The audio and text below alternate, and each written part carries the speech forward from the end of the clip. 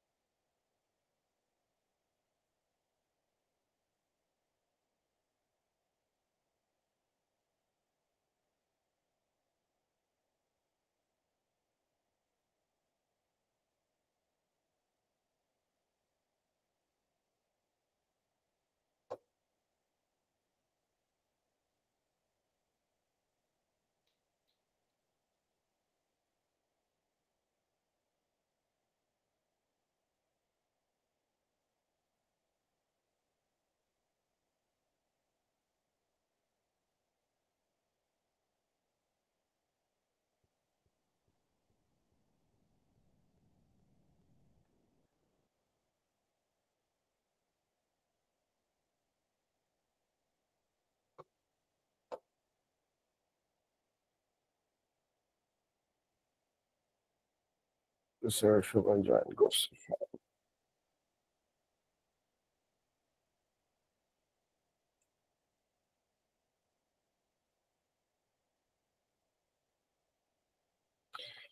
আচ্ছা স্যার, প্রথমে আন্তরিকভাবে দুঃখিত। আমি আসলে আপনাদেরকে স্ক্যাজুয়াল দিয়ে আমি আসলে ক্লাসগুলো নিতে পারিনি।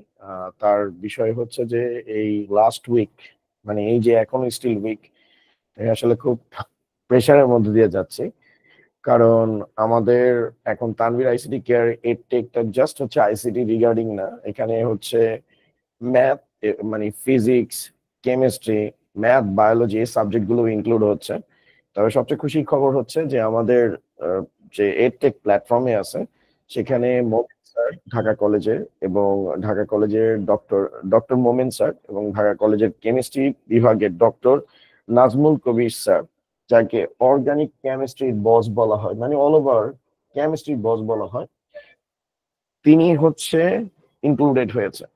এবং সবচেয়ে আনন্দের বিষয় হচ্ছে আপনাদের 25 ব্যাচের জন্য তিন তারা দুইজনই খুব পজিটিভ দুইটা কোর্স রেডি করতেছে অলরেডি। এটা চলতেছে, প্রসেসিং চলতেছে, আপনারাও আপডেট পাবেন।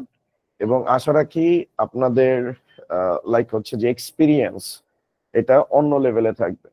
এবং ডেফিনেটলি তারা যে লেভেলে ফিজিক্স আর কেমিস্ট্রি পড়ায় সেটা বাংলাদেশের কোনো এডটেক প্ল্যাটফর্মের যারা পড়াইতেছে তারা তার ধারে কাছেও নাই। ওকে, তো যাই হোক, এটা নিয়ে আসলে অনেক, ওইটা পরের হিসাব। এটা নিয়ে অনেক ব্যস্ত ছিলাম। তো স্যার, আমি মানে আসলে খুব স্ট্রেসের মধ্যে দিয়ে যাচ্ছি। আমি হয়তো দিনে মনে হয় রেয়ারলি 2 থেকে 3 ঘন্টার বেশি ঘুমাইতে পারি না। তো যাই হোক, আমরা আজকের ক্লাসটা শুরু করব। তো আজকের ক্লাসটা স্যার, আজকের ক্লাসের মধ্যে আজকে এবং শনিবারের মধ্যে আমরা অধ্যায় 1 শেষ করে দিব। অধ্যায় 1 নিয়ে আসলে অনেক টাইম নিয়ে ফেলছি ডিটেলসে পড়ানোর জন্য। আমরা মেজর পার্টটুকু অধ্যায় 1-এর পড়ে ফেলছি। আজকে যেটা পড়বো সেটা হচ্ছে স্যার ক্রায়োসার্জারি। এন্ড শুরুতে ক্রায়োসার্জারিটা বলি। আপনারা তো এই স্লাইড গুলো জানেন, স্লাইড গুলো ডিটেলসে আপনারা দেখছেন ক্রায়োসার্জারি কি জিনিস, এই বিষয়গুলো দেখছেন। যে -190 ডিগ্রি 96 ডিগ্রি সেলসিয়াস বা -41 ডিগ্রি সেন্টিগ্রেডে মূলত যে সকল জায়গায় আমাদের টিউমার থাকে, বা হচ্ছে যে সকল জায়গায় স্কিন ডিজিজ থাকে, এটা মূলত স্কিন ডিজিজ বা আমাদের লিভারের ইস্যুস জন্য, বা হচ্ছে প্ল্যান্টার ফ্যাসিলিটিস, মানে হচ্ছে পায়ের গোড়ালিতে এই ইস্যুগুলো হইলে এই ক্রায়োসার্জারি থেরাপিটা দেওয়া হয়। এটাতে হচ্ছে লিকুইড নাইট্রোজেন ইউজ করা হয়। তো লিকুইড নাইট্রোজেনের কিছু ইন্টারেস্টিং জিনিস আমি আপনাদের সাথে শেয়ার করি, তাহলে আপনারা বুঝতে পারবেন স্যার। ওকে, যে লিকুইড নাইট্রোজেন আসলে কি করে। তা লিকুইড নাইট্রোজেন কেউ দেখছেন কখনো? লিকুইড নাইট্রোজেন স্যার ধোয়ার মতো। ধোঁয়ার মতো? যাক, আপনি তো বলছেন।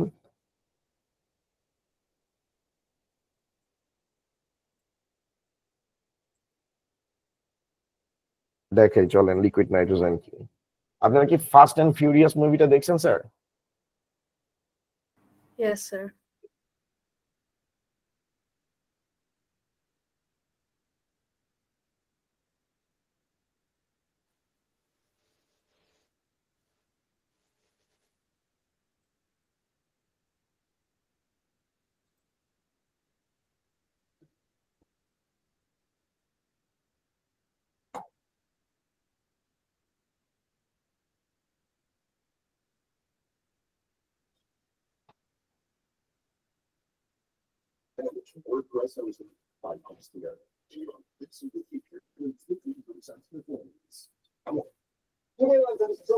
আরে ভাই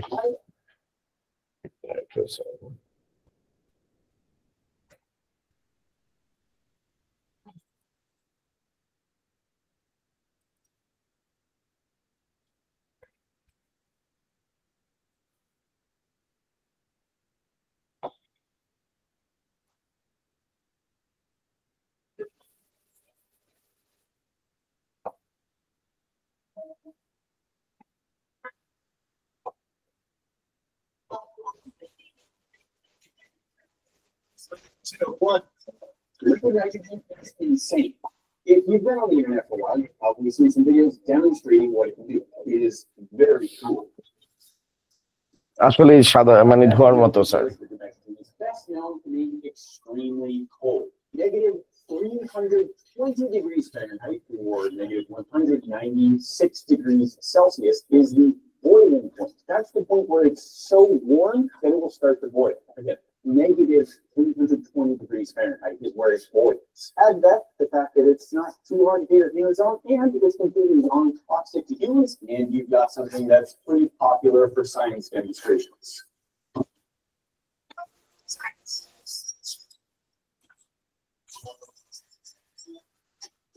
এখন দেখেন ইমপ্লিমেন্টেশন করবে।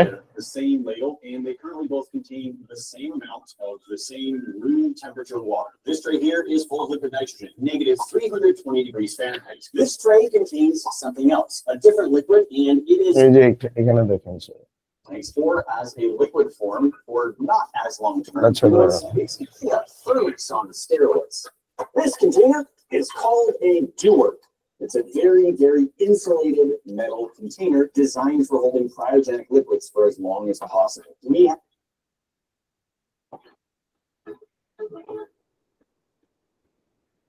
Sorry, to just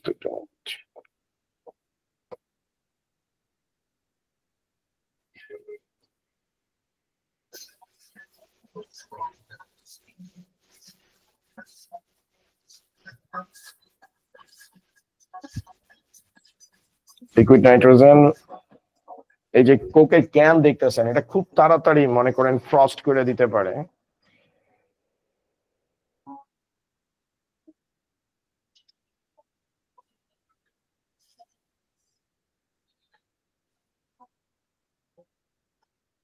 দেখবেন এটা পুরো আইসিং এফেক্ট দিয়ে দিবে। এখনকার দিনে যারা স্মার্ট চোর আছে তারা চুরি করার জন্য তালার মধ্যে লিকুইড নাইট্রোজেন ইউজ করে, তো এটা ফ্রস্ট হয়ে যায়, এটার স্ট্রাকচারাল ইস্যু হয় যখন এটাতে হিট করা হয় মানে শক্ত কিছু দিয়ে তালাটা ব্রেক ডাউন হয়ে যায়। যেমন দেয় স্টিলের এই ক্যানটা, এটাতে যখন লিকুইড নাইট্রোজেন ইমপ্লিমেন্ট করে তখন দেখেন কি হয়, দেখেন এবার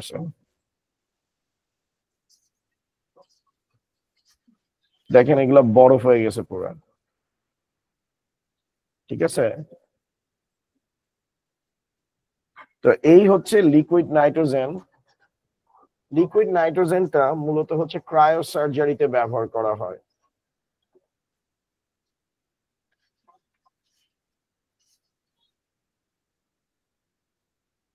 লিকুইড নাইট্রোজেনটা মূলত হচ্ছে ক্রায়ো সার্জারিতে ইউজ করা হয়। যেমন দেখেন স্যার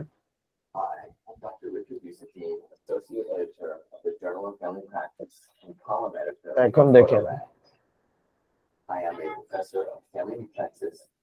উনি একজন ডার্মাটোলজিস্ট, এই যে ক্রায়ো সার্জারি ইমপ্লিমেন্ট করতেছে, এটা হচ্ছে স্প্রে ইউজ করতেছে, যে জায়গায় স্কিন ডিজিজ আছে সেই জায়গাতে এই ক্রায়ো সার্জারিটি ইমপ্লিমেন্ট করতেছে।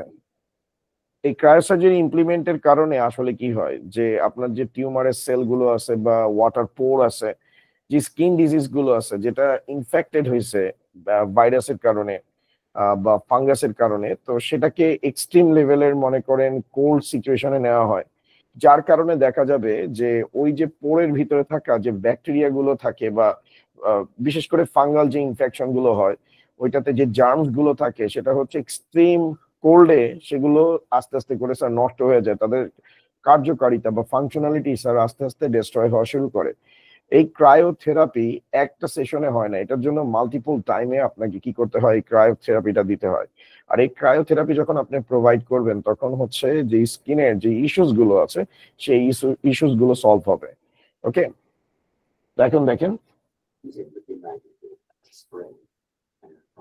এই যে দেখেন ওয়াটার পোর যে অনেকে থাকে, ওকে, এই যে ওয়াটার মোল গুলো যেগুলো থাকে, A Benetip extension spray is being used to attenuate the flow of liquid nitrogen and make it less painful for the patient, especially around the mouth hole. The warts, including a small halo of normal skin, before disposing twice to get optimal results. On the second application, the liquid nitrogen spray is pulsed. এটা liquid নাইট্রোজেনের spray করা হয়। তারপরে হচ্ছে cryoprobe, এই যে ক্রায়োপ্রোবও কিন্তু use করা হয়। এটা হচ্ছে ক্রায়োপ্রোবের এক্সাম্পল। পরীক্ষা একটা পপুলার এমসিকিউ আসে যে ক্রায়ো সার্জারিতে নিম্নোক্ত কোন যন্ত্রটি ব্যবহার করা হয়, অ্যান্সার দিবেন ক্রায়োপ্রোব। আর ক্রায়ো সার্জারিতে লিকুইড হিসেবে কি ব্যবহার করা হয়, নাইট্রোজেন গ্যাস। এবং ক্রায়ো সার্জারির ইম্প্যাক্ট যাতে শরীরের অন্যান্য, মানে আপনি যে জায়গায় দেখেন না এখানে যে ক্রায়ো সার্জারিটা যে ইউজ করতেছে চারপাশে, এটা চারপাশে কিন্তু একটা নির্দিষ্ট জায়গা পর্যন্ত যাতে রেস্ট্রিক্টেড রাখা হয় বা এটাকে নর্মালাইজ করার জন্য আর্গন গ্যাস ইউজ করা হয়। ঠিক আছে, হিলিয়াম বা আর্গন গ্যাস ইউজ করা হয়, পপুলার হচ্ছে আর্গন গ্যাস। এই জিনিসগুলো নোট ডাউন করে রাখেন।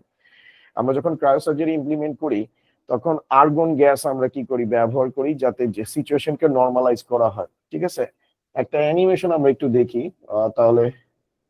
লিকুইড নাইট্রোজেন ক্রায়োসার্জারি অ্যানিমেশন, এটা অনেক আগে আমি দেখছিলাম, এখনো দেখাই কিনা এটা একটু দেখা যাক।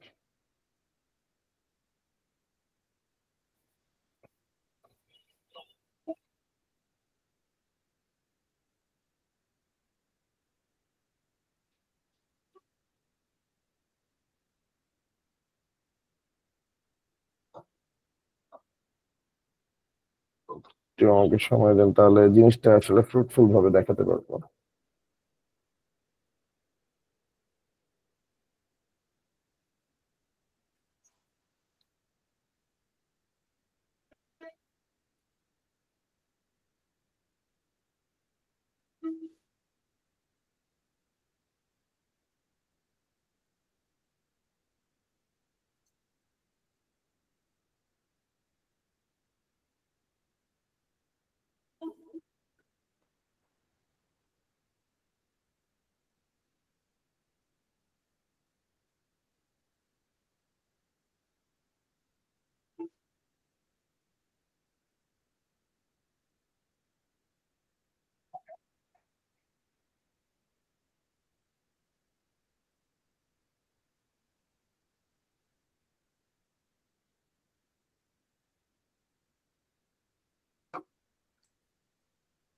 ঠিক আছে, এটা একটু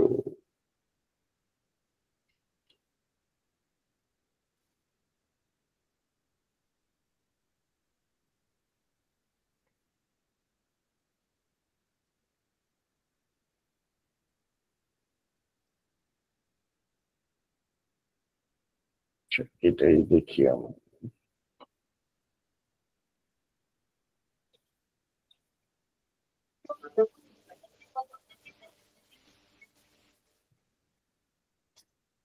CryoClear pen, hold the pen firmly in one hand, and with your free hand,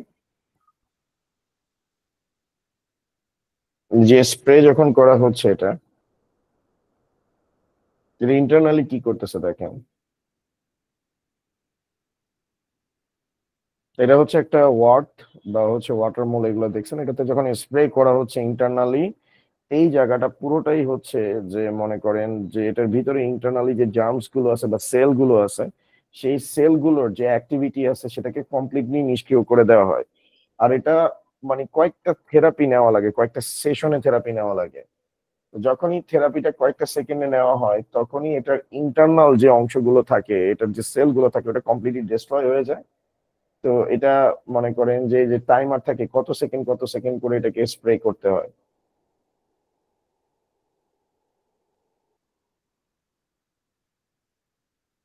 এই যে বিষয়টা দেখেন, যখন এটাতে হচ্ছে স্প্রে করা হয়, এপিডার্মাল যে লেয়ারটা আছে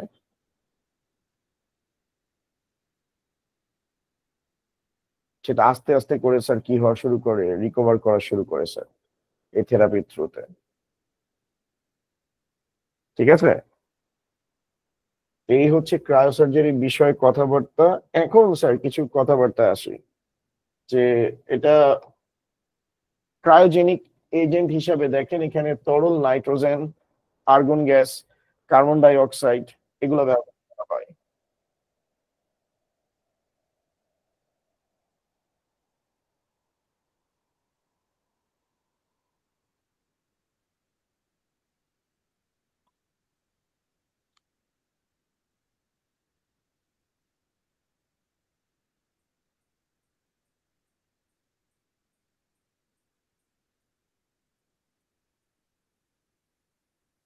ওকে স্যার,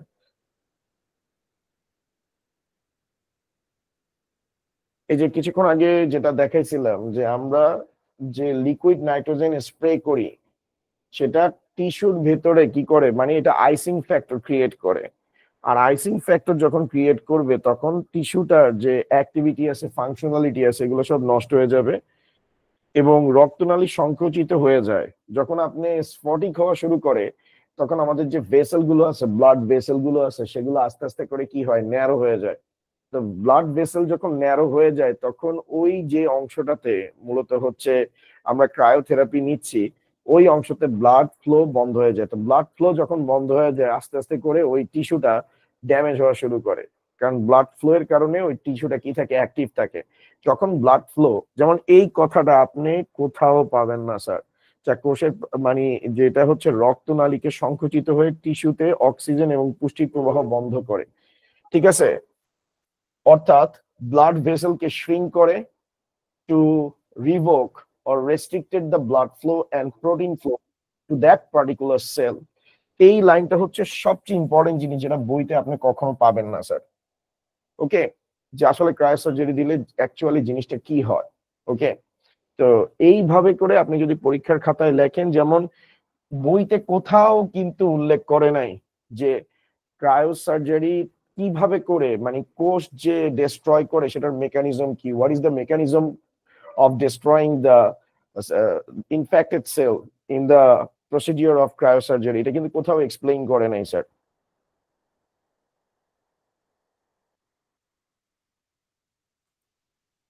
যারা বলেন যে স্যার চ্যাপ্টার 1-এ তেমন কিছু পড়া নাই, কিন্তু বিষয়গুলো হচ্ছে যদি প্রপার ওয়েতে এটাকে পুশ করা হয় অনেকে কিন্তু অ্যান্সার করতে পারবে না। যেমন আমি ড্যাম শিওর আজকের ক্লাস আপনারা যারা করতেছেন কাউকে যদি জিজ্ঞেস করি যে ক্রায়োথেরাপি তোমরা তো পড়ে আসছো, চ্যাপ্টার 1 বিভিন্ন জায়গায় পড়ছো, তো এখানে আসলে আমি অনেক ডিটেলসে পড়াইতেছি।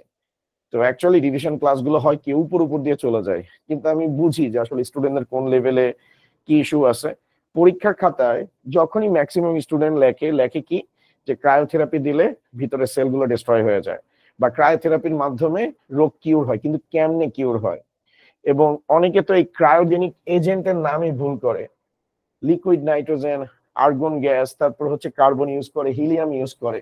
ঠিক আছে, যে ব্যবহার করে টিস্যুকে দ্রুত হিমোআয়িত করা হয়। অর্থাৎ আপনি যখন আর্গন গ্যাস ইউজ করবেন বা হিলিয়াম গ্যাস ইউজ করবেন তখন যত দ্রুত আপনার ক্রায়োজেনিক এফেক্ট ক্রিয়েট হবে তত দ্রুত এটা হচ্ছে ডিজলভ হবে।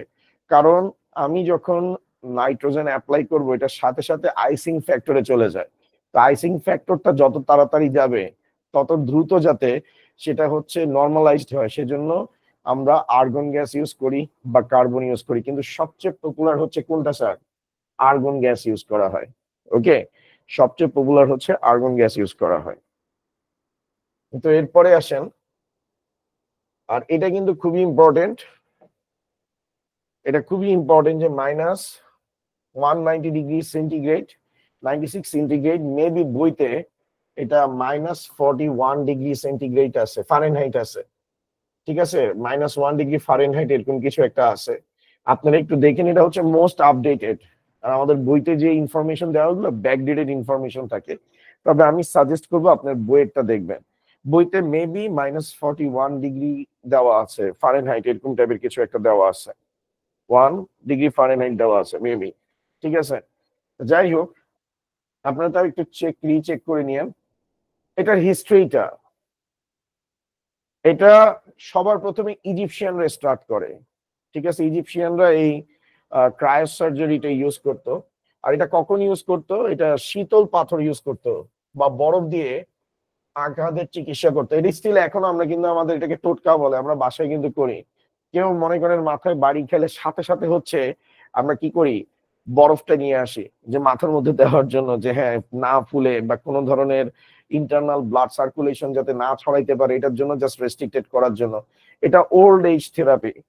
পরবর্তীতে 1850 সালে জেমস আর্নট, তিনি হচ্ছেন এই ক্রায়োসার্জারি প্রসিডিওরটাকে মডিফাই করে এবং সেখানে তিনি এলিমেন্ট হিসেবে লবণ আর বরফ ইউজ করে, যেটাকে বলা হয় আইস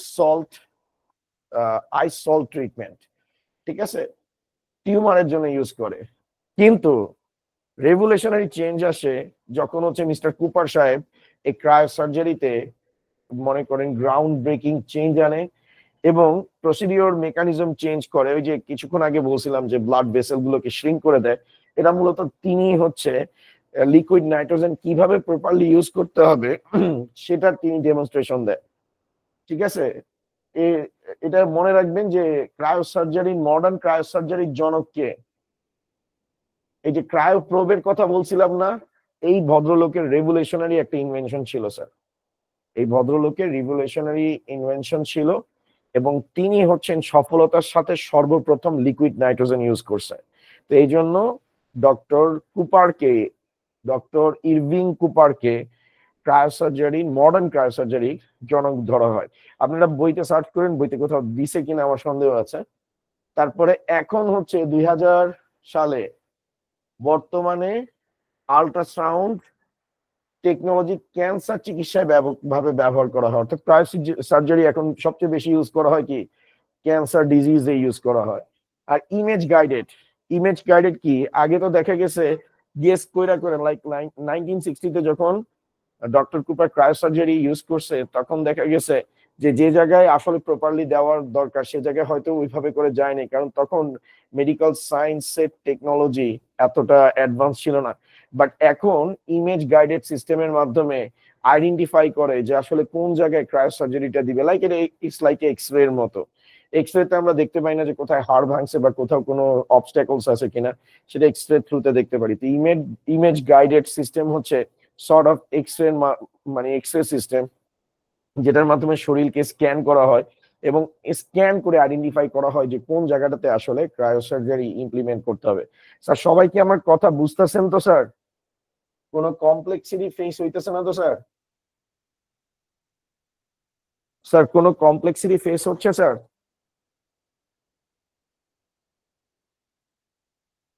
তো অনলাইনে কথাবার্তা বলতেছি, তো আমি আবারও বলতেছিলাম যে ক্রায়োসার্জারি আর কোথায় কোথায় ইউজ করা হয়, যে প্রয়োগের ক্ষেত্রে। যেমন আমি আগে বলছি ক্যান্সারের জন্য, যেমন ডার্মাটোলজিস্টরা ক্রায়োসার্জারি এখন অনেক বেশি ইউজ করে। মোল, ঠিক আছে, ওয়ার্টস, তারপরে হচ্ছে অ্যাক্টিনিক কেরাটোসিস, এই জায়গাগুলোতে ইউজ করা হয়। যেমন তরল নাইট্রোজেন স্প্রে দিয়ে মেলানোমা চিকিৎসা, এই যে কিছুক্ষণ আগে দেখছেন যে একজন ভদ্রলোকের যে কালো কালো অংশ হয়েছে স্প্রে করছে, ঠিক আছে, বা ওয়াটার মোল আছে যেটা দেখছেন আপনারা, এই যে ওয়াটার মোল, ঠিক আছে, তারপর ওয়ার্টস যে ওই যে কালো অংশ হয়ে যায়। তো এইসব জায়গাগুলোতে হচ্ছে ডার্মাটোলজিস্টরা হচ্ছে লিকুইড নাইট্রোজেন ইউজ করে। অনকোলজি, ঠিক আছে, এই যে আমি বলছিলাম লিভারে ইউজ করে, ঠিক আছে, লিভারে ইউজ করে। তারপর প্রোস্টেট ক্যান্সারে, তারপর সার্ভিকাল, এটা হচ্ছে যে সার্ভিকাল যেটা আছে এটা হচ্ছে মেরুদণ্ডের একটা ইস্যু। আরো যারা আসলে, এটা আমার তো ব্যাকগ্রাউন্ড না, বাট হচ্ছে যারা অর্থোপেডিক্সরা আছে তারা এই জিনিসটা হচ্ছে ইউজ করে। ইন্ট্রাপিথেলিয়াল, যাক আল্লাহ বাঁচাইছে মেডিকেলে পড়ি নেন, এত দাঁত একটাও থাকতো না আমার। তারপরে হচ্ছে টিউমার কোষ সীমায়িত করে ধ্বংস করে। কিছুক্ষণ আগে বলছি যে টিউমার কোষের মধ্যে যখন লিকুইড নাইট্রোজেন দিতে থাকে তখন সেটার ইন্টারনাল পার্টটা কি হইতে থাকে, মনে করেন নষ্ট হওয়া শুরু করে। আমি যদি আপনাদেরকে একটা ডেমনস্ট্রেশন দেখাই, আমি অত ভালো আঁকতে পারি না, বায়োলজি টিচাররা খুব ভালো আঁকতে পারে। তো মনে করেন এটা হচ্ছে একটা টিউমার সেল, এটা হচ্ছে একটা টিউমার সেল, হ্যাঁ।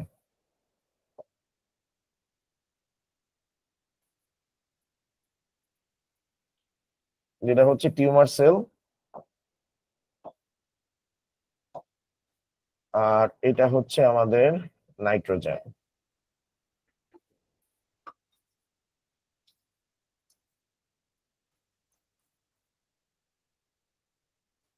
তো এটা লিকুইড নাইট্রোজেন এটাতে কি করতেছে, স্প্রে করতেছে, ঠিক আছে। লিকুইড নাইট্রোজেন এটাতে স্প্রে করা হচ্ছে। যখন লিকুইড নাইট্রোজেন এটাতে স্প্রে করা হচ্ছে, তো এটা কয়েক সেকেন্ডের জন্য, 10 বা 15 সেকেন্ডের জন্য এটা পুরোটা হচ্ছে আপনার কি হয়ে যায়, এটাকে স্যার ফ্রস্ট এফেক্ট বা আইসিং এফেক্ট বলে, বা বলতে পারেন frost.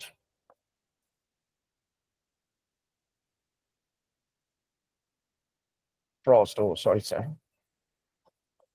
Frost effect. Frost effect, frost effect বলে। তো ফ্রস্ট এফেক্টের কারণে এটার ভিতরে যে ব্লাড ভেসেল গুলো আছে এগুলো শ্রিঙ্ক করে।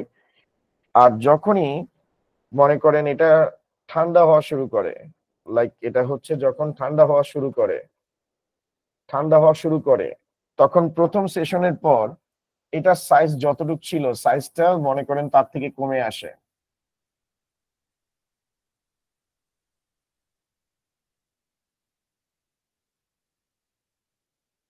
ঠিক আছে, সাইজটা কমে আসে। তো এরকম কয়েকটা সেশন যখন নেওয়া হবে তখন আলটিমেটলি এটার মনে করেন যে কোনো ধরনের আর ইয়ে থাকবে না, এক্সিস্টেন্স থাকবে না। কারণ যখনই এটার নর্মাল অ্যাক্টিভিটি নষ্ট হওয়া শুরু করবে, এটার মধ্যে হচ্ছে প্রোটিন আর ব্লাড ফ্লো যাওয়া বন্ধ করে দিবে, সে হচ্ছে নেসেসিটি হচ্ছে মানে যে তার যে ফুড, সে ফুডটা আর পাবে না। আর ফুড না পাইতে থাকলে সেটা আস্তে আস্তে কি হইতে থাকে, যেমন আপনি খাওয়া যদি না পান, ডায়েট করেন, মানে আমরা যখন ডায়েট করি তখন কি করি, যে আস্তে আস্তে করে খাওয়া কমায় দিই। তো কমানোর কারণে দেখা গেছে আমাদের শরীর নিজের যে প্রোটিন আছে ওটাকে ব্রেকডাউন করতে থাকে, এবং এক সময় শরীর কি হইতে থাকে যে কমতে শুরু করে। ঠিক আছে, আমাদের যে যে ফ্যাট আছে, ফ্যাট বার্ন হওয়া শুরু করে এবং শরীর একটা শেপে আসা শুরু করে। সেম প্রসিডিওরটা, এই প্রসিডিওরটা লিকুইড নাইট্রোজেনের থ্রুতে এখানে ইমপ্লিমেন্ট করা হয়। ওকে,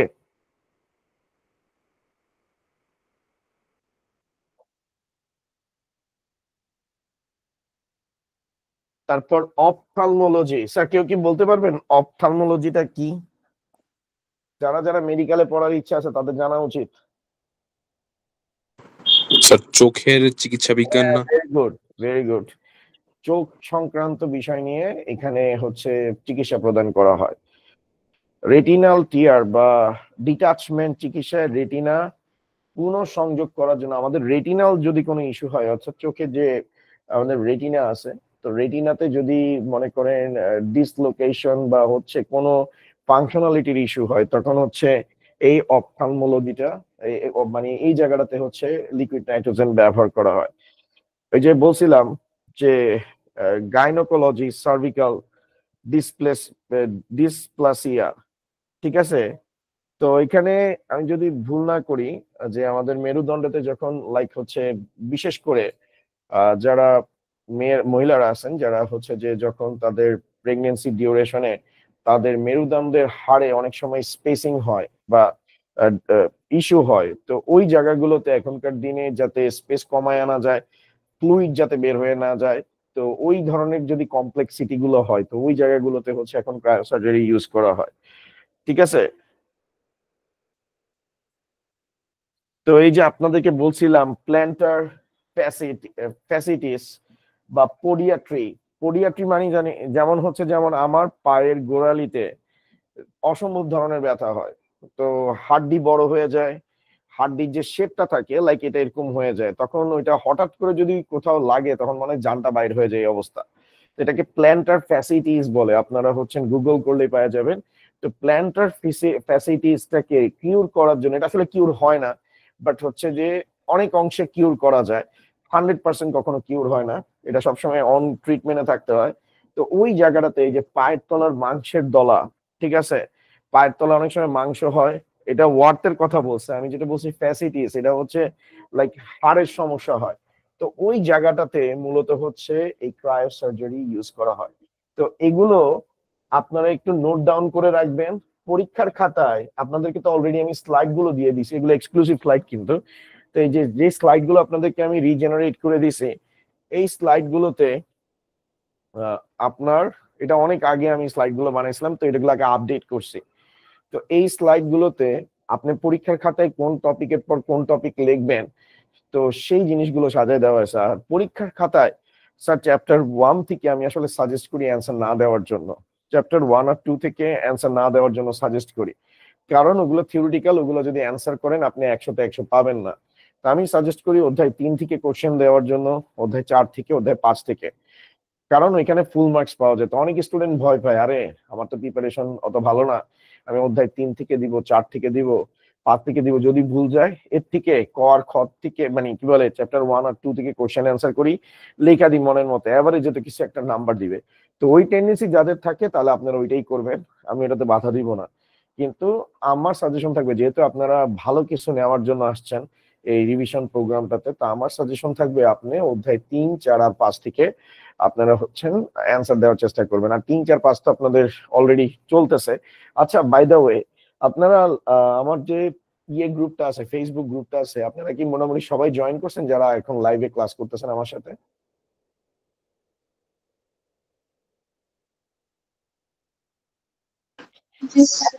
আচ্ছা, আগামীকাল অধ্যায় 3-এর এটা 2 দিক থেকে আমি চালাইতেছি, কারণ আমি চাইতেছি যত তাড়াতাড়ি সলভ হবে তত ভালো। তো আপনাদের এই গ্রুপেও আমি করাবো, অধ্যায় 3-এ করাবো, সমস্যা নাই। আমি অধ্যায় 3-এর বিষয়টা বলতেছি যে আপনি আগে থেকে আইডিয়া নিয়ে রাখলেন আপনার জন্য লাভ হবে। অধ্যায় 3-এর আপনাদের হচ্ছে আগামী শুক্রবার, আগামীকাল রাত 11টায় অধ্যায় 3-এর উপর কিন্তু কমপ্লিমেন্ট অংশের উপর লাইভ সেশন আছে। তো কমপ্লিমেন্ট আপনাদের বোর্ড পরীক্ষায় 110% গ্যারান্টি দিতেছে এটা পরীক্ষায় আসবে। তো আপনারা ফেসবুক লাইভে ক্লাসটা দেখবেন, কোনো ইস্যু হইলে কমেন্ট করবেন, আমি চেষ্টা করব আপনাদেরকে গুগল মিটের লিংক দিতে, যদি না হয় আপনারা ওইখানে ক্লাস করবেন। আচ্ছা, ফেসবুক লাইভে ক্লাস করতে কি কোনো ইস্যু হয় আপনাদের, আপনারা যারা গ্রুপে ফেসবুক লাইভে ক্লাস করতেছেন?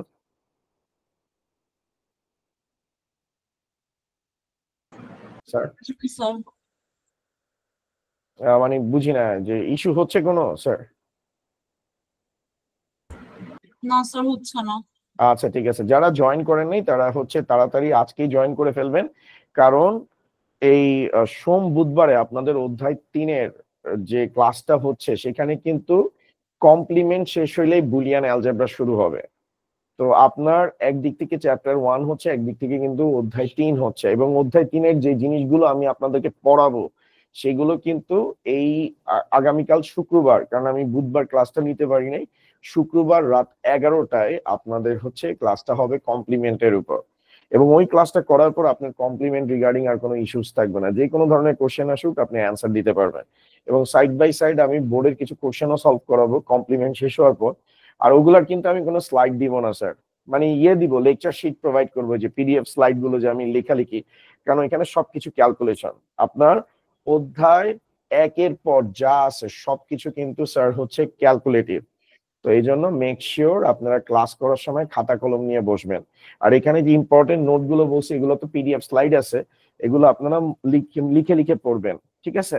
কারণ আপনি যদি বানান ভুল করেন নাম্বার পাবেন না। যেমন আমি বোর্ড পরীক্ষার খাতা দেখার সময় অনেক ছেলে শিক্ষার্থীকে দেখছি যে তারা আসলে A+টা পায় না নাম্বার ভুলের জন্য। নাম্বার ভুলের জন্য কিন্তু মানে বানান ভুলের জন্য, সরি ভুল বলছি, বানান ভুলের জন্য নাম্বার কাটা যায়। যেমন আপনি আমার বলতে পারেন স্যার আপনিও তো বানান ভুল লেখেন। স্যার বাই দ্য ওয়ে আমি তো আসলে পরীক্ষা দিতে যাব না। আর একটা জিনিস হচ্ছে বানান ভুল লিখতে ভুল হয় কারণ আমি হচ্ছে এখন এআই এর যুগে বাস করতেছি। আমি এআই নিয়ে লাস্ট হচ্ছে যে 5 ইয়ার যাবত কাজ করতেছি, মানে যেই টাইমে মানুষ এআই নিয়ে কাজ করে নাই বা এআই ট্রেন্ড ছিল না তখন থেকে আমি এআই নিয়ে কাজ করি, গ্রামারলি ইউজ করতেছি। তো আমার কোনো কাজ কিন্তু হাতে কলমে লিখা না, আমার হচ্ছে সব কম্পিউটার ওরিয়েন্টেড। তো যাই হোক, আমি চেষ্টা করি যাতে ভুল না যায়, মানুষ মাত্রই ভুল। বাট পরীক্ষার খাতায় আপনি যখন লিখতে যাবেন বানানের বিষয়টা একটু শিওর হবেন, ঠিক আছে? বানান ভুল কিন্তু একটা নেগেটিভ সেন্স ক্রিয়েট করে। যেমন আমি বানান লেখার সময় যখন ভুল হয় আমি কিন্তু এটাতে দ্বিধাদ্বন্দ্বে থাকি, কারেকশন করার চেষ্টা করি। কেন? কারণ প্রথমেই স্টুডেন্টের একটা নেগেটিভ মাইন্ডসেট তৈরি হবে, আরে স্যার তো বানান পারেন, আমার কি পড়াবে। তো এই জন্য বলতেছি, আপনি পরীক্ষার খাতায় যখন লিখবেন বানান যেন ভুল না যায়, এটা মাথায় রাখবেন স্যার।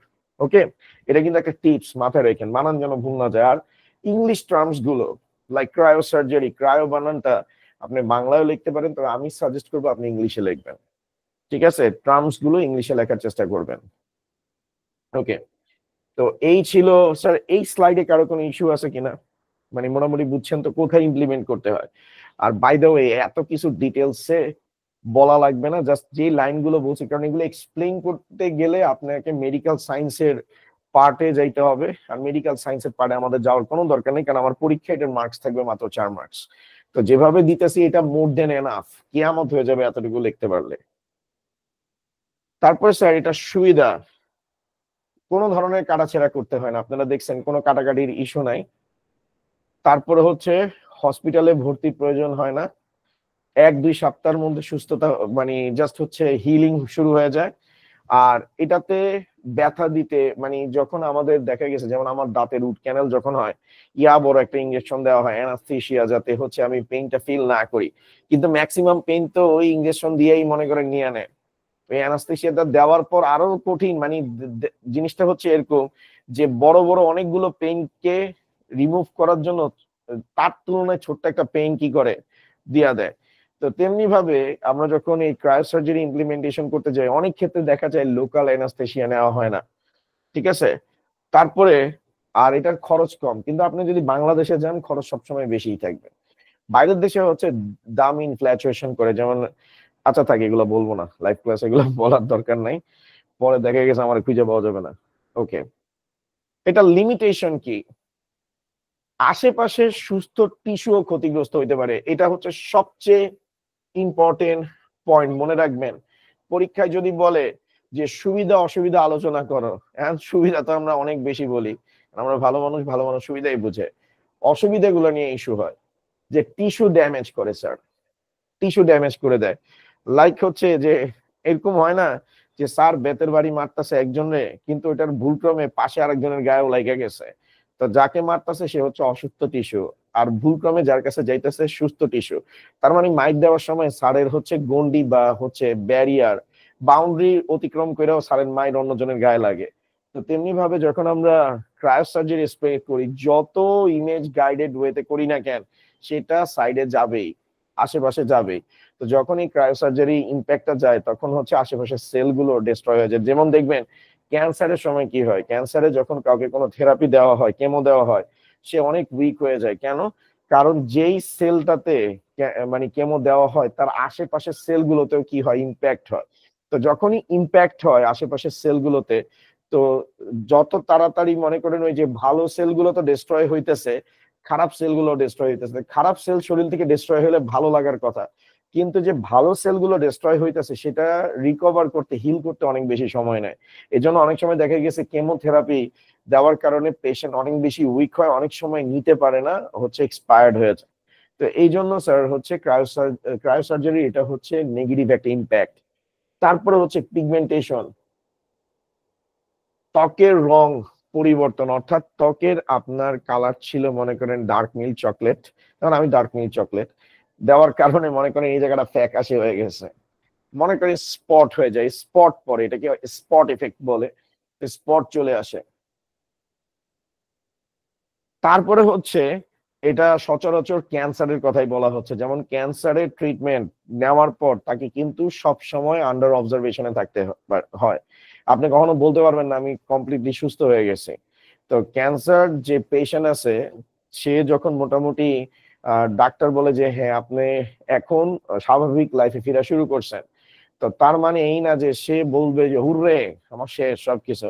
তাকে কন্টিনিউয়াসলি হচ্ছে চিকিৎসকের মনিটাইজেশনের মধ্যে থাকতে হয়, মনিটরিং এর মধ্যে থাকতে হয়, ঠিক আছে, যাতে ক্যান্সার সেল গুলো আবার ব্যাক না করতে পারে। তো ক্যান্সার সেল কিন্তু স্যার আবার কাম ব্যাক করতে পারে। ঠিক আছে, সুযোগ বুঝে, ওই যে আমরা রমজানের মধ্য দিয়ে পড়ালেখাতে কাম ব্যাক করছি, ঠিক আছে, তো তেমনি ভাবে হচ্ছে ক্যান্সার সেলও সুযোগ পেলে আবার কাম ব্যাক করে। বিরল জটিলতা, ঠিক আছে।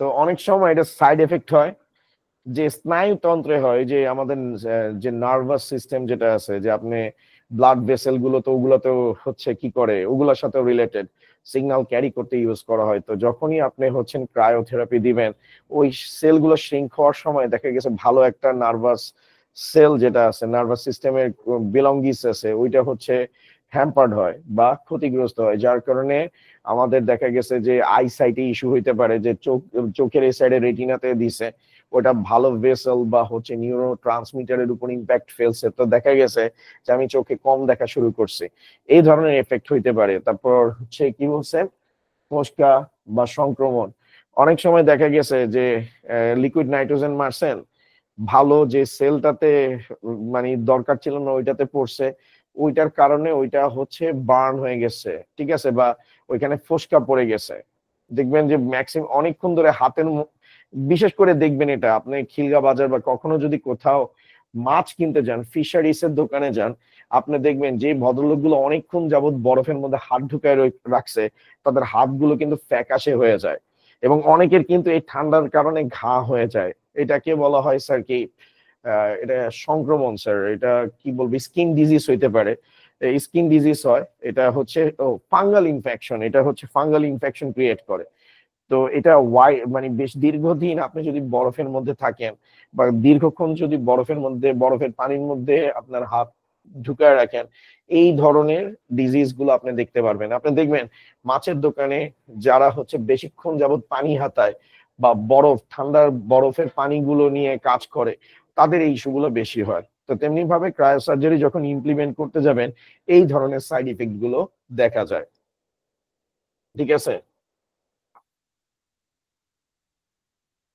তো ওই যে এখন এটার কিছু টেকনোলজি আছে, সেটা হচ্ছে ইমেজ গাইডেড ক্রায়োসার্জারি। ঠিক আছে, ইমেজ গাইডেড ক্রায়োসার্জারি, এটা এমআরআই বা আল্ট্রাসাউন্ডের মাধ্যমে টিউমারের সঠিক অবস্থান শনাক্ত করতে পারে। তো এটার থ্রুতে আমরা জানতে পারি যে আসলে এক্স্যাক্টলি কোন জায়গায় আমার ক্রায়োথেরাপিটা ইমপ্লিমেন্ট করতে হবে, কোন জায়গায় আমার টিউমারটা আছে বা ওয়াটার মোলটা আছে বা ওয়ার্ডটা আছে, সেটা আমরা আইডেন্টিফাই করতে পারি। তারপরে হচ্ছে অনেক সময় স্যার ইউমিন বুঝেন, ইমিউন সিস্টেম বুঝেন তো? ইমিউন সিস্টেমটা হচ্ছে যে আমাদের শরীরের মানে একটা চি ফ্লো থাকে, যদি আমি এটা এইভাবে বলি, যে হিলিং করার যে ক্যাপাসিটিটা আছে, বা হিলিং করার ক্যাপাসিটি বলতে পারেন সহজ ভাষায় যদি বলেন। তো অনেক সময় এই ক্যান্সার যখন কেমোথেরাপি দেওয়া হয়, তখন আমাদের ইমিউন সিস্টেম যেটা আছে, ঠিক আছে, ইমিউন সিস্টেম যেটা আছে, সেটা অনেক সময় স্যার কি হয়ে যায়, নিষ্ক্রিয় হয়ে যায়, এটাকে ট্রিগার করতে হয়। ঠিক আছে, যেমন আপনারা অনেক সময় জিমে যান, জিমে যাইলে দেখেন যে অনেকে আছে যে হেভি ওয়েট লিফট করবে, তো পিছন থেকে একজন এসে পিঠের মধ্যে জোরে থাপ্পড় মারে, this is called triggering effect. তো ট্রিগার করে কেন? যাতে তার ভিতরে স্পার্ক হয় বা একটা এনার্জি সে ফিল করে, যাতে সে হচ্ছে এক্সট্রিম লেভেলের ওয়েট মনে করেন ইয়ে করতে পারে, লিফট করতে পারে। তো সেম ভাবে ওই যে দেখা গেছে আপনাকে আপনার আম্মু বলতেছে তোরে দিয়া কিচ্ছু হবে না, তুই পড়ালেখা করতেছস না, অমুকের বাসা তমুক এত ভালো পড়ালেখা করতেছে। তো দেখা গেছে অনেক সময় আপনার আম্মুর ঝাড়ি কিন্তু আপনার জন্য এই কি বলে ইমিউন সিস্টেম, সরি আমি জাস্ট ভুল করি, এই জন্য মেডিকেলে পড়তে পারি নাই। ইমিউনকে স্যার কি করে ট্রিগার করে, লাইক হচ্ছে যে আপনার ভিতরে ট্রিগার করে, না আমাকে খুব ভালো মতো পড়ালেখা করতে হবে, আমি দেখাই দিব কাজের মাধ্যমে। এটা খুব ভালো, মানে এটা এটা এটা হচ্ছে খুব ভালো একটা ভাইব। গার্ডিয়ানরা যে আপনাকে বকাঝকা করে আপনার ভালোর জন্যই করে। যেমন আমার মা আমাকে কঠিন মাইট দিছে, আমি সবসময় বলতাম যে শালার এত মাইট দেয় আমার মা আমারে, কিসের জন্য মাইট দেয়? আমি আমার মাকে হিটলার সবসময় বলতাম, বাট থ্যাঙ্কস। যে এই যে অনেকে বলে যে মারলে মেন্টালিটি নষ্ট হয়ে যায়, শাসন করা ভালো, অতিরিক্ত শাসন না করাই ভালো। তো আমার মা মাঝে মধ্যে অনেক এক্সেসিভ করতো, কিন্তু এখন ফিল করি যে আমি যে টাইপের মনে করেন যে পটকা টাইপের মানুষ ছিলাম, আমার দ্বারা আমার মা যদি আমার সাথে না থাকতো, তো ডেফিনেটলি আমি আজকে যে জায়গায় আসি ওই জায়গা পর্যন্ত আসতে পারতাম না। তো এখানে আমার মায়ের প্রথমে তো আল্লাহর অনেক বড় রহমত ছিল, আর সেকেন্ড হচ্ছে আমার মায়ের কঠিন শাসন ছিল। ঠিক আছে, তো এই জন্য গার্ডিয়ানরা যখন কোনো কিছু বলে, হয়তো এখন খারাপ লাগবে, আপনারা ছোট মানুষ, গার্ডিয়ানের সাথে ইয়ে করেন, আপনার গার্ডিয়ানও যখন ছোট ছিল এরকম তাদেরও খারাপ লাগছে। তো এটা বুঝতে হবে, যেমন আমি মানুষকে বলি বাচ্চাদের সাথে ভালো বিহেভ করবেন, কিন্তু যেটা হয় আমার ছেলের সাথেও আমি অনেক সময় রাইগা যাই, কানের নিচে এক দুইটা আমিও দিছি, এটা বলবো না এক দুইটা না, অনেকবারই দিছি। তো শাসনটা ভালো, তো এটাকে পজিটিভ ভাবে নিবেন। আর আপনার আম্মু আব্বু আপনাদের জন্য অনেক বেশি এফোর্ট দেয়, ঠিক আছে, অনেক বেশি এফোর্ট দেয়। তো এই এফোর্টটার বিনিময়ে তারা জাস্ট এটাই চায় যে আমার ছেলে মেয়ে ভালো থাকুক। আপনার আম্মু আব্বু আপনার প্রতি এফোর্ট এই জন্যই দেয় যাতে এটা আপনাদের অনেকের মনে হইতে পারে যে এফোর্ট দিতেছে হয়তো আমাদের কাছে কিছু চাই, সেটা না, যাতে তারা যখন না থাকবে তখন আপনি আপনার লাইফটাকে সুন্দরভাবে সামনে অগ্রসর করতে পারবেন, গো থ্রু করতে পারবেন। এই জন্যই আপনাকে ভবিষ্যতের জন্য গড়ে দিচ্ছে। ভবিষ্যতে আপনি যাতে আউটার সারফেসে আপনার যে এনভায়রনমেন্টটা আছে যেখানে আপনি কাজ করবেন, ডিসিশন মেক করবেন, সেই জায়গাটাতে আপনার জন্য যাতে সহজ হয়। আর সবসময় মনে রাখবেন, এখন যদি কঠিন পরিশ্রম না করেন, ভবিষ্যতে যায় আপনার স্ট্রাগলিং কমপ্লেক্সিটি অনেক বাড়বে।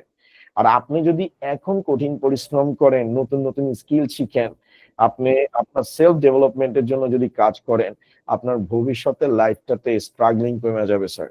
তো এই জন্য পরিশ্রম করতে হবে, পরিশ্রমের মেন্টালিটি আপনার মধ্যে গ্রো করতে হবে, আদারওয়াইজ আপনি স্ট্রং হইতে পারবেন না, সামনে যে পৃথিবীটা আছে সেখানে আপনি প্রতিনিধিত্ব করতে পারবেন না। আচ্ছা যাই হোক, অনেক মোটিভেশনাল কথাবার্তা বলে ফেলাইছি, মোটিভেশন দিয়ে পুরো দিন খায় ফেলানো যায়, কোনো ব্যাপার না। ওকে, এরপরে হচ্ছে ভবিষ্যৎ সম্ভাবনা, ফিউচার পসিবিলিটিস। এটা হার্টের অ্যারিথমিয়া চিকিৎসা।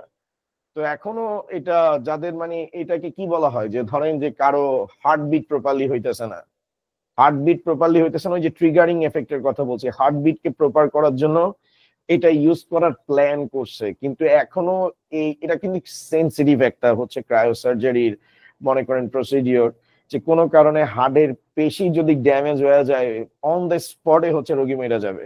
তো এটা এখনো মনে করেন রিসার্চ বেসড আছে, তারা প্ল্যান করতেছে এটা ইউজ করার।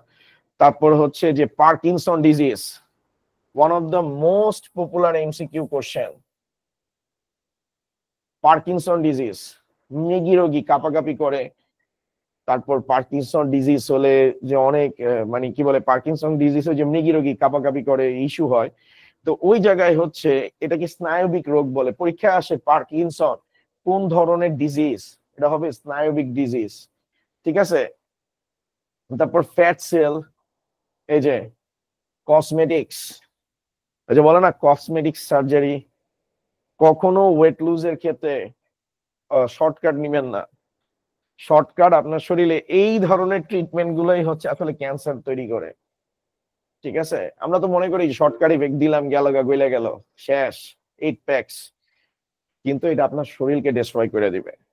তো এই জন্য ট্র্যাডিশনাল ওয়েতে হাঁটাহাঁটি করবেন, এক্সারসাইজ করবেন, তারপর দৌড়াবেন, দৌড়ানো হচ্ছে বেস্ট এক্সারসাইজ, যদি সেটা সম্ভব না হয় জিম হিট করবেন, ঠিক আছে। শরীর ভালো থাকলে সব সময় সবার প্রথমে প্রায়োরিটি দিতে হবে হলো গিয়ে আপনার হচ্ছে প্রথম প্রায়োরিটি থাকবে নামাজ কালাম। যারা আমরা ইসলামিক মাইন্ডেড আছি, যারা ইসলাম ধর্মের অনুসারী আছি, নামাজ কালাম পড়বেন। যারা অন্য ধর্মের আছে তারা তাদের ধর্ম পালন করবেন।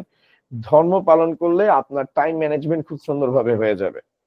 সেকেন্ড প্রায়োরিটিতে রাখবেন আপনার শরীর, ঠিক আছে। শরীর সুস্থ মানে সবকিছুই হবে। তো সবচেয়ে ভালো হয় যে এই বিষয়গুলো আপনি মাথায় রাখবেন, শরীর সুস্থ থাকতে হবে, ফিট থাকলে আপনি কাজ করতে পারবেন। তো এই জন্য স্যার হচ্ছে যে ফ্যাট, যদি যাদের অবসেসিটি আছে, লাইক হচ্ছে যাদের হচ্ছে লাইক কি বলে যে ফ্যাট আছে, তারা হচ্ছে এই ধরনের ট্রিটমেন্টে অনেকে যায়, তো আপনারা এটা যাবেন না। তো এইগুলো হচ্ছে স্যার ক্রায়োসার্জারি ফিউচার পসিবিলিটিস। এখন আসেন স্যার নিরাপত্তা।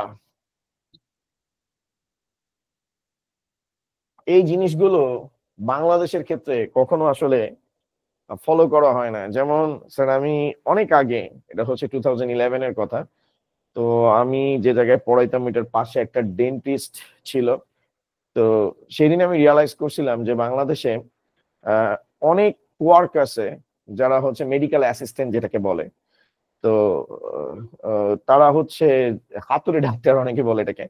তো আসলে মেডিকেল অ্যাসিস্ট্যান্ট যদি আমি অ্যাপ্রোপ্রিয়েটলি বলি, তারা দীর্ঘদিন যাবত হচ্ছে যে ডেন্টাল সার্জনের সাথে কাজ করছে, ডাক্তারের সাথে কাজ করে দেখা দেখা ডাক্তার হয়ে গেছে।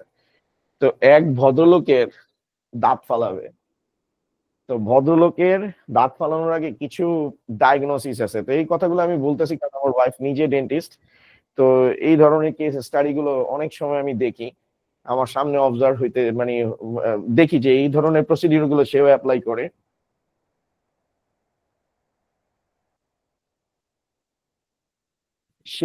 করে।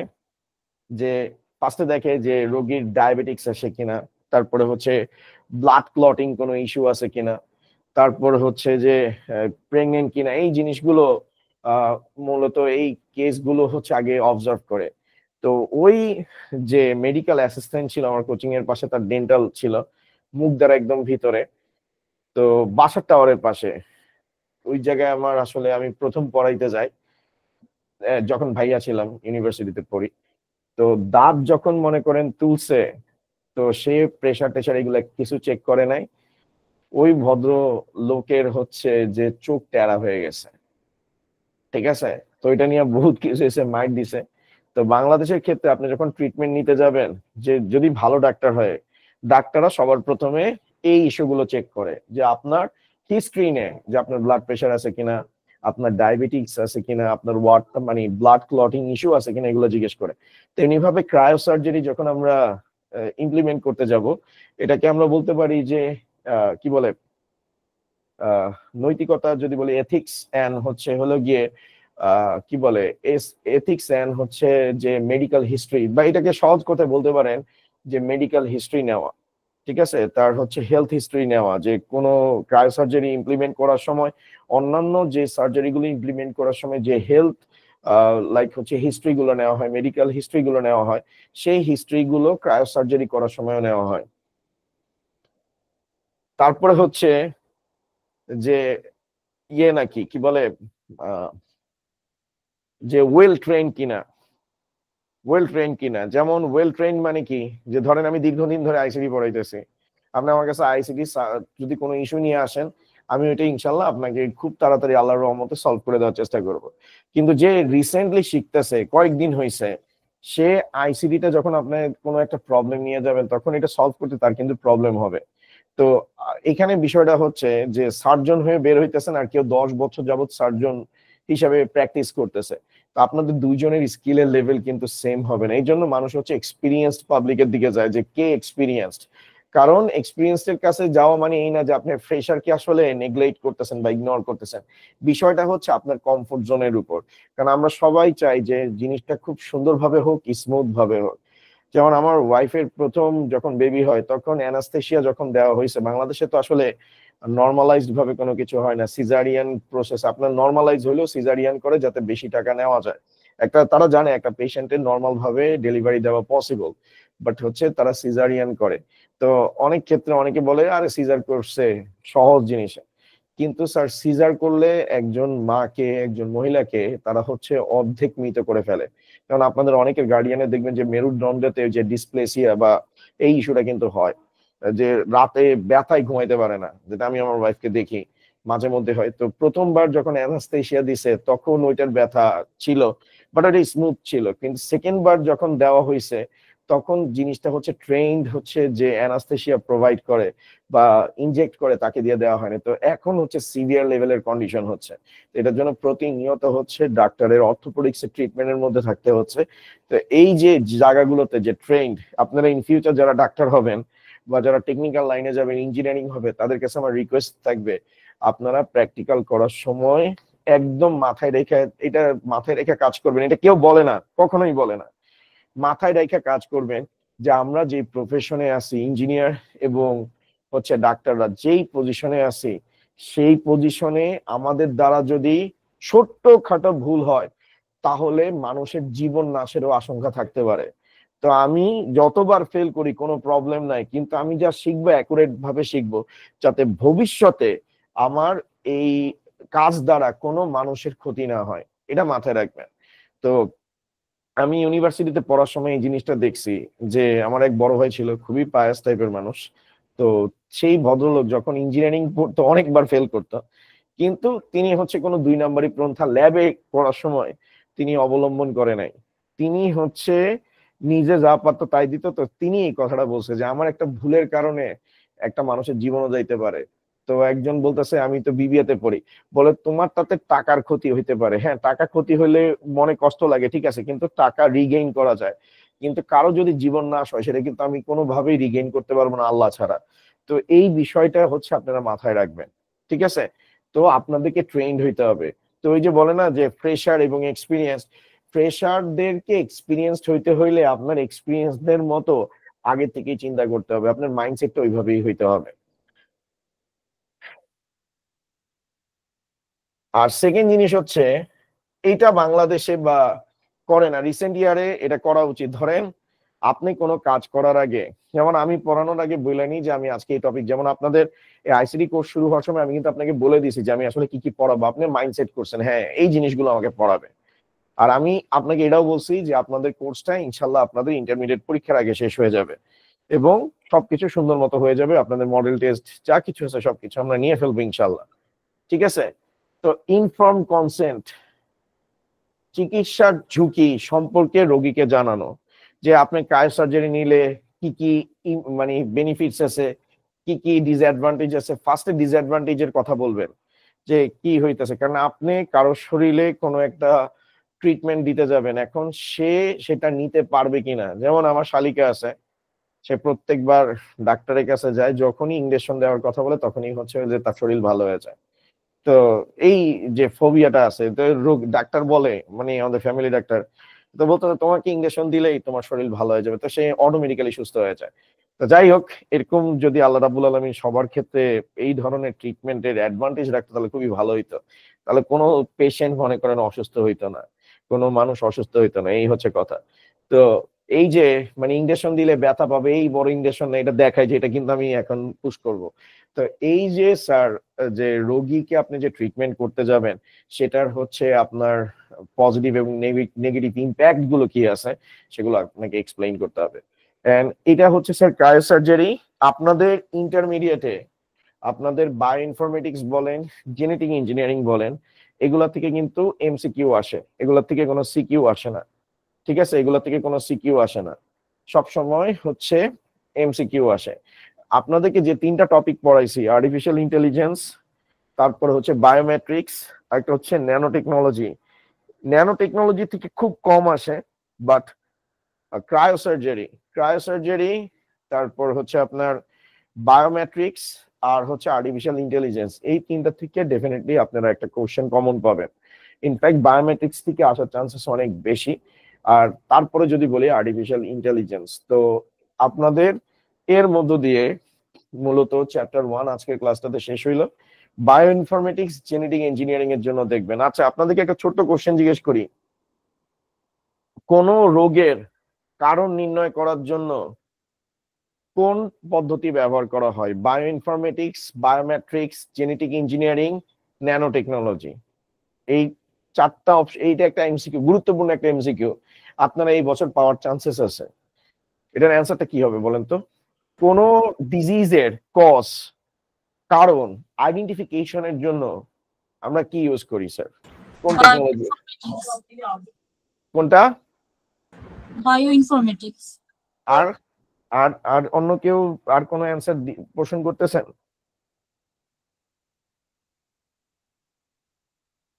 এটার অ্যান্সার হবে স্যার জেনেটিক ইঞ্জিনিয়ারিং।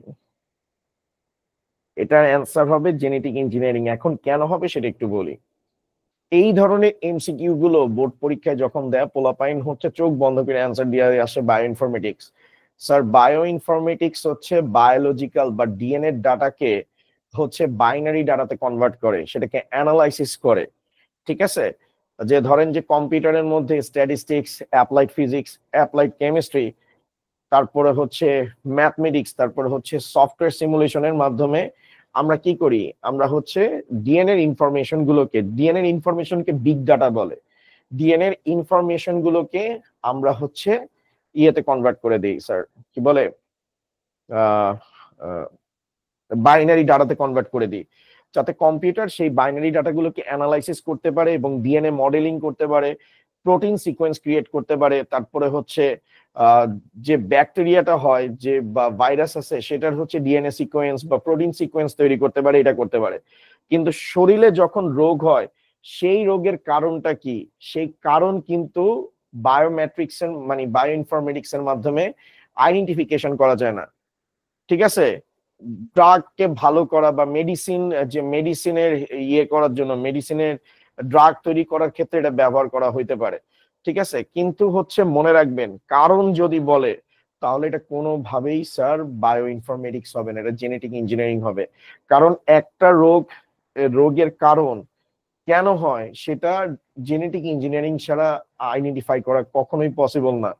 কারণ আপনি যখন ওই ভাইরাসটা হবে ওইটার হচ্ছে যে প্রোটিন বা হচ্ছে যে আরএনএ যেটা থাকবে বা যে কিছু কিছু ভাইরাসের ডিএনএও থাকে, তো সেগুলোকে আপনি যখন এডিট করবেন মানে কাট করবেন, আচ্ছা ডিএনএ কাট করার জন্য কোন এনজাইম ইউজ করা হয় এটা কিন্তু এমসিকিউতে আসে। ডিএনএ কাট করার জন্য কোন এনজাইম ইউজ করা হয়? restriction enzyme, very good. আর জোড়া দেওয়ার জন্য?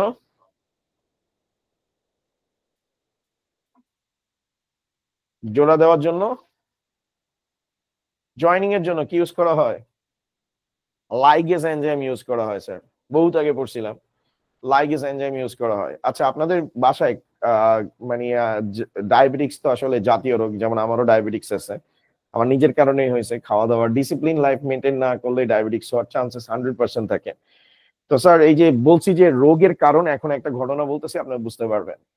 আমাদের শরীরে যে ডায়াবেটিক্সটা হয় সেটা হচ্ছে আমাদের অগ্নাশয় বা হচ্ছে প্যানক্রিয়াস থেকে যে ইয়েটা নিঃসরণ হয়, যে ইনসুলিন নামক এনজাইমটা যে নিঃসরণ হয়, সেটা ইনপ্রপার যদি হয় তখনই হচ্ছে আমরা ডায়াবেটিক্স মানে আমরা ইনফেক্টেড হই।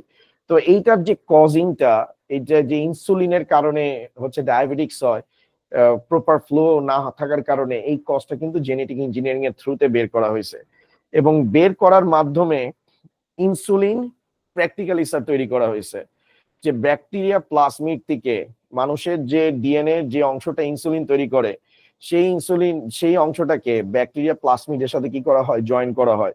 এবং জয়েন করলে ইনসুলিন নামক এনজাইম তৈরি হয়, এবং সেই এনজাইম এটা কিন্তু ব্যাকটেরিয়ার মাধ্যমে তৈরি করা হয়। পরীক্ষায় আসে ইনসুলিন তৈরি করতে কি ব্যবহার করা হয়, ব্যাকটেরিয়া না ভাইরাস ইউজ করা হয়? এটা হচ্ছে ব্যাকটেরিয়া ইউজ করা হয়। তো ওই ইনসুলিন তৈরি করার পর বাণিজ্যিকভাবে বোতলজাত করা হয়। তো দেখবেন আপনাদের অনেকের বাসায় আছে, আপনাদের আম্মু আব্বু ইনসুলিন কিন্তু নেয়, খাওয়ার আগে ইনসুলিন নেয়, ঠিক আছে, যাতে যখন খাওয়া দাওয়া করবে যাতে ব্লাড সুগার স্পাইক না করে, সেটার জন্য হচ্ছে ইনসুলিন নেওয়া হয়। আর ডায়াবেটিক্স যদি কন্ট্রোল না করেন, বা বিশেষ করে চিনি খাওয়া কমাইতে হবে, আর্টিফিশিয়াল ফাস্ট ফুড এগুলা খাওয়া বন্ধ করতে হবে। অ্যাজ এ টিচার হিসেবে আমাকে আপনাদের আসলে গাইড করা উচিত, এগুলো বলে না অনেক টিচারই। বাইরের কেএফসি, জিএফসি, তারপরে হচ্ছে বিএফসি, যাই বলেন না কেন, পিজা হাট, এই ধরনের প্রসেস ফুড খাওয়া বন্ধ করতে হবে। আমাদের শরীর নষ্ট করার, আমাদের মনে করেন শরীরের ডিজিজের আঁকা বানানোর জন্য এই ফুড ইন্ডাস্ট্রি গুলো দায়ী। যেমন এখন নতুন একটা ট্রেন্ড হয়েছে চিপস এন্ড সস, গাদা গাদা মেয়োনিজ দিবে, প্রসেস সসেস দিবে, তো এগুলো আপনি খান বলেন ইয়ামি, কিন্তু এগুলো আপনার শরীরের, আপনার লাইফ সাইকেল, আপনার শরীরের যে ভালো হেলথ কন্ডিশন আছে, কি বলে ইমিউন সিস্টেমকে ডিস্ট্রয় করে দেয়। এই জন্য বাইরের সব খাওয়া বন্ধ করবেন, বাসায় খাওয়া দাওয়া করার চেষ্টা করবেন, আর চিনিকে অ্যাভয়েড করবেন। ঠিক আছে, ভাত খাবেন, ভাত পরিমাণ মতো খাবেন, সবচেয়ে ভালো হয় ব্রাউন রাইস যদি খান।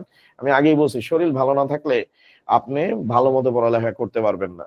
Fitness important sir, clear? তো জেনেটিক ইঞ্জিনিয়ারিংটা মানে কি? জেনেটিক ইঞ্জিনিয়ারিং এ আমরা হচ্ছে ডিএনএ কে মডিফাই করি। তো আমি আবার কোশ্চেনটা বলতেছি যে কোন রোগের কারণ আইডেন্টিফাই করার জন্য আমরা কি ইউজ করবো স্যার? বায়ো ইনফরমেটিক্স ইউজ করবো না জেনেটিক ইঞ্জিনিয়ারিং? Genetic engineering. আচ্ছা, আরেকটা এমসিকিউ আমি আপনাদেরকে জিজ্ঞেস করি, যে ধরেন রোগের গবেষণার জন্য ডিএনএ সিকোয়েন্স বা রিসার্চের জন্য হচ্ছে ডিএনএ সিকোয়েন্স বা প্রোটিন সিকোয়েন্স হচ্ছে সংশ্লেষ করা হচ্ছে, নিম্নোক্ত কোন পদ্ধতি ব্যবহার করা হয়? Biometrics, bioinformatics, genetic engineering, nanotechnology? bioinformatics, bioinformatics. এখানে রিসার্চের কথা বলছে, রিসার্চ কথাটা উল্লেখ থাকলেই হবে বায়োইনফরমেটিক্স, ঠিক আছে? আর যদি মনে করেন যে ধরেন যে ডক্টর মাকসুদ তিনি হচ্ছেন উচ্চ ফলনশীল জাতের ধান উদ্ভাবন করেছেন, তাহলে ওই জায়গায় আসলে কোন টেকনোলজি ইউজ করা হবে? জেনেটিক ইঞ্জিনিয়ারিং, বায়ো ইনফরমেটিক্স, তারপরে হচ্ছে ন্যানো টেকনোলজি, কোনটা হবে? Genetic engineering. Genetic engineering. কেন? কারণ তিনি যে উচ্চ ফলনশীল ধান যে উৎপাদন করছে সেটার জন্য তো ডিএনএ কে কি করতে হয়েছে, মডিফাই করতে হয়েছে না? তো ডিএনএ মডিফিকেশনের যখনই কথাটা আসবে, নতুন প্রজাতি তৈরি করতে হলে ডিএনএ মডিফিকেশন করতে হবে। আর ডিএনএ মডিফিকেশন আসা মানেই হলো গিয়ে জেনেটিক ইঞ্জিনিয়ারিং চলে আসবে, ঠিক আছে? আর ডিএনএ ইনফরমেশন নিয়ে কাজ করা হলে ইনফরমেশন গুলোকে সিকোয়েন্স করা, সেটাকে অ্যানালাইসিস করা, রিসার্চ করা, এই শব্দগুলো থাকা মানে হচ্ছে আমরা বায়ো ইনফরমেটিক্স নিয়ে কাজ করতেছি। বায়ো ইনফরমেটিক্স হচ্ছে ডিএনএ ডাটাকে বাইনারি ডাটাতে কনভার্ট করে এবং অ্যানালাইসিস করে রিসার্চ করে। এটা দিয়ে কোনো রোগের মানে কজও জানা যায় না। মনে রাখবেন, ডিএনএ সিকোয়েন্স তৈরি করা, প্রোটিনের সিকোয়েন্স তৈরি করা, তারপরে হচ্ছে ডিএনএ ডাটাগুলোকে অ্যানালাইসিস করা, রিসার্চ করা, এই টার্মস গুলো থাকা মানে হচ্ছে আমরা বায়ো ইনফরমেটিক্স ইউজ করতেছি, ঠিক আছে? আর জেনেটিক ইঞ্জিনিয়ারিং মানে কি? ডিএনএ মডিফিকেশন হবে, নতুন একটা জাত তৈরি হবে, ওই নতুন জাতে কি কি প্রবলেম আছে ওইটা যখনই ডিএনএ কাটছাট করা হবে, ডিএনএ কে এডিট করা হবে, তখনই আপনি ফাইন্ড আউট করতে পারবেন যে কি ইস্যু হইতেছে। কারণ রোগের কারণ যদি জানতে হয় তাহলে কি করতে হবে? ওই রোগের বা ডিজিজের কজের জন্য যে ব্যাকটেরিয়া বা ভাইরাস আছে সেটার ডিএনএ কে স্যার কি করতে হবে? কালেক্ট করতে হবে। তারপর সেটাকে হচ্ছে এনজাইম এর থ্রুতে কি করতে হবে? কাট করতে হবে। কাট করার পর সেটাতে বিভিন্ন এক্সপেরিমেন্ট করতে হবে এবং এক্সপেরিমেন্ট করার পর আইডেন্টিফাই করা যাবে রোগের কারণটা কি। তাহলে আপনি দেখেন যে বায়ো ইনফরমেটিক্সে তো আমরা জাস্ট হচ্ছে ডাটাগুলোকে অ্যানালাইসিস করি। ডাটা অ্যানালাইসিস করা, বায়ো ইনফরমেটিক্স মানে হচ্ছে ডিএনএ ডাটা অ্যানালাইসিস করা, একদম সহজ কথায় যদি বলি। আর যদি কজ জানতে হয় তাহলে কি ওটাকে প্র্যাকটিক্যালি কি করতে হয়? রেস্ট্রিকশন এনজাইমের থ্রুতে ল্যাবে কাট করতে হয় এবং কাট করার পর বিভিন্ন এক্সপেরিমেন্ট করে সেখান থেকে ফাইন্ড আউট বা ট্রেস আউট করা হয় যে আসলে কোন মানে কোন ভাইরাস বা ব্যাকটেরিয়ার জন্য এইটা কজটা হইতেছে, ইস্যুটা কি। তো কজ জানতে হলে আপনাকে জেনেটিক ইঞ্জিনিয়ারিং ইউজ করতে হবে। তো স্যার ওভারঅল আমি চ্যাপ্টার 1 এর যে টপিক গুলো আসার সেগুলো আমি কিন্তু আপনাদের সাথে আলোচনা করছি এবং আমি যে স্লাইড গুলো প্রোভাইড করছি আশা রাখি ওই স্লাইড গুলোতেই আপনাদের কমন পড়ে যাবে, ঠিক আছে? তো এই হচ্ছে স্যার আপনাদের সবকিছু। আর আপনারা কি স্যার ওয়েবসাইটে কি অ্যাড হয়েছেন কিনা স্যার? ওয়েবসাইটে কি সবাই অ্যাড হয়েছেন?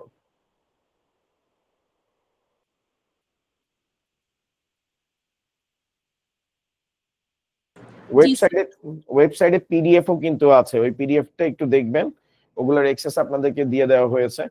তো পিডিএফটা দেখবেন, আর পিডিএফটা যদি না পান সমস্যা নেই, আমি গ্রুপেও ইনশাল্লাহ আপ করার ব্যবস্থা করে দিব যাতে আপনারা খুব ইজিতে এগুলো অ্যাক্সেস করতে পারেন, ঠিক আছে? আর আমি আজকে কালকের মধ্যে ইনশাল্লাহ আপনাদের একটা এমসিকিউ ব্লাস্টার দিব। তো ওই এমসিকিউটা ভালো মতো দেখবেন, এখানে বিগত বছরের বোর্ডের এমসিকিউ গুলো আছে, যেহেতু চ্যাপ্টার 1 শেষ হয়েছে ওগুলো আপনারা একটু দেখবেন এবং ওইটার সাথে কিন্তু আপনার ব্যাখ্যা এগুলো সবকিছু দেওয়া থাকবে। এটা আমি ইনশাল্লাহ আজকেই দেওয়ার চেষ্টা করব যাতে রাতে দিয়ে দেওয়া যায়। স্যার আর কি কারো কোনো কোশ্চেন আছে কিনা চ্যাপ্টার 1 নিয়ে? তো চ্যাপ্টার 1 তো শেষ, আমরা নেক্সট ক্লাসে হচ্ছে চ্যাপ্টার 2 পড়বো। আর সেকেন্ড হচ্ছে যে চ্যাপ্টার 3 কিন্তু আগামীকাল ক্লাস আছে, কয়টার দিকে? রাতে 11টার দিকে। তো সবাই ওই ক্লাসটা করবেন, আমি আশা করি আপনারা জয়েন করবেন এবং ডেফিনেটলি আপনাদের চ্যাপ্টার 3 এর যে কমপ্লিমেন্ট, বুলিয়ান অ্যালজেব্রা, এই পার্টটুকু একদম চিরতরে ইজি হয়ে যাবে, আপনি খুব ভালো মতো পরীক্ষা দিতে পারবেন স্যার, ঠিক আছে স্যার? স্যার কারো কোনো কোশ্চেন থাকলে আমাকে জিজ্ঞেস করতে পারেন এখন স্যার।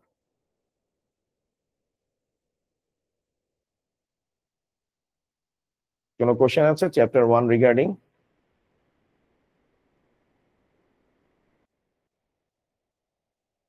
আই গেস থাকার কথা না। তো যাই হোক, আল্লাহ হাফেজ। আগামীকাল রাত 11টায়, শুক্রবার রাত 11টায় আপনাদের সাথে ফেসবুক লাইভে হচ্ছে ইয়ে নিয়ে কথাবার্তা বলা হবে, কমপ্লিমেন্ট নিয়ে। অবশ্যই ক্লাসটা করবেন, খুবই ইম্পর্টেন্ট ক্লাস। এখান থেকে এই প্রশ্নটা যেটা কমপ্লিমেন্ট করাবো কোশ্চেন আসবে। তো স্যার সবাই ভালো থাকবেন, সুস্থ থাকবেন। আজকের মতো এতটুকুই স্যার, আল্লাহ হাফেজ স্যার।